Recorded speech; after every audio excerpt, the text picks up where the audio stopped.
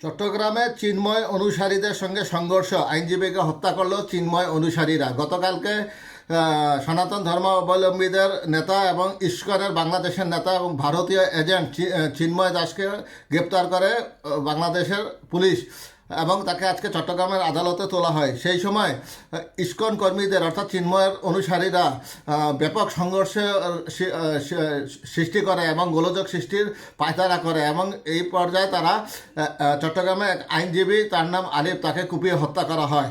এই ব্যাপারে আইনজীবীর হত্যাকারীদেরকে বিচারের আওতায় আনতে বলেছে বৈষম্য বিরোধী ছাত্র আন্দোলনরা। চট্টগ্রামে চিন্ময় অনুসারীদের সঙ্গে সংঘর্ষ, আইনজীবীকে হত্যা করা হয়েছে, পিটিয়ে হত্যা করেছে এই চিন্ময় অনুসারীরা। চট্টগ্রামে আইনশৃঙ্খলা রক্ষাকারী বাহিনী ও আইনজীবীদের সঙ্গে বাংলাদেশ সম্মিলিত সনাতনী জাগরণ জোটের মুখপাত্র চিন্ময় কৃষ্ণ দাস ব্রহ্মচারীর অনুসারীদের সঙ্গে সংঘর্ষের সময় এক আইনজীবী নিহত হয়েছেন। মঙ্গলবার বিকাল 4:30টার দিকে তাকে চট্টগ্রাম মেডিকেল কলেজ চমেক হাসপাতালে নিয়ে গেলে কর্তব্যরত চিকিৎসক মৃত ঘোষণা করেন। নিহত আইনজীবীর নাম সাইফুল আলম ওরফে আলিফ। তিনি সহকারী সরকারি কৌশলী এপিপি। সাইফুল লোহাগড়ার চুন্তি এলাকার জামাল উদ্দিনের ছেলে। চট্টগ্রাম আইনজীবী সমিতির সভাপতি নাজিম উদ্দিন চৌধুরী বলেন, বিক্ষোভকারীরা এক আইনজীবীকে চেম্বারের নিচ থেকে ধরে নিয়ে কুপিয়ে হত্যা করেছেন। সংঘর্ষের ঘটনায় আহত অবস্থায় আরও 8 জন চমেক হাসপাতালে ভর্তি হয়েছেন। তারা হলেন শ্রীবাস দাস, সার্কু দাস, ছোটন, সুজিত ঘোষ, উৎপল ও এনামুল হক। গুরুতর আহত হওয়া আরেকজনের নাম এখনও জানা যায়নি।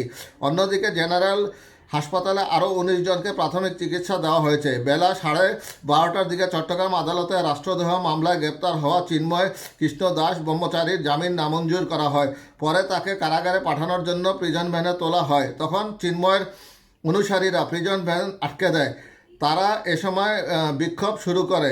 তখন পুলিশ, বিজিবি, সেনাবাহিনী চেষ্টা করেও প্রিজন ভ্যানে আদালত প্রাঙ্গণ থেকে বের করে কারাগারে নিতে পারেনি। পরে পৌনে বেলা 3টার দিকে আইনশৃঙ্খলা বাহিনী সাউন্ড গ্রেনেড, কাঁদানে গ্যাসের শেল নিক্ষেপ এবং লাঠিচার্জ শুরু করলে বিক্ষোভকারীরা ছত্রভঙ্গ হয়ে পড়ে। এরপর ধাওয়া পাল্টা ধাওয়া চলতে থাকে। পরে চিন্ময় কৃষ্ণকে বহনকারী প্রিজন ভ্যান কারাগারের উদ্দেশ্যে নিয়ে যাওয়ার সময় পুলিশ ও আইনজীবীদের সঙ্গে চিন্ময় অনুসারীদের পাল্টাপাল্টি ধাওয়া শুরু হয়। মোহাম্মদ হাসান নামে এক প্রত্যক্ষদর্শী আইনজীবী বলেন, পুলিশ ও আইনজীবীদের সঙ্গে বিক্ষোভকারীদের পাল্টাপাল্টি ধাওয়া সংঘর্ষের মধ্যে আইনজীবী আলিফকে বিক্ষোভকারীরা কোপায়। পরে তাকে হাসপাতালে নেওয়া হয়। চমেক হাসপাতালের জরুরি বিভাগের কর্তব্যরত চিকিৎসক নিবেদিতা ঘোষ জানান, আহত অবস্থায় 7-8 জনকে নিয়ে আসা হয়েছে। তাদের একজনকে মৃত অবস্থায় পাওয়া গেছে। জানতে চাইলে নগর পুলিশের উপকমিশনার লিয়াকত আলী বলেন, একজন মারা গেছে, তবে কিভাবে মারা গেছে এখনও জানা যায়নি। সন্ধ্যা 6টায় এই প্রতিবেদন লেখা পর্যন্ত আদালত এলাকায় আইনজীবীরা হত্যার প্রতিবাদে বিক্ষোভ করছিল।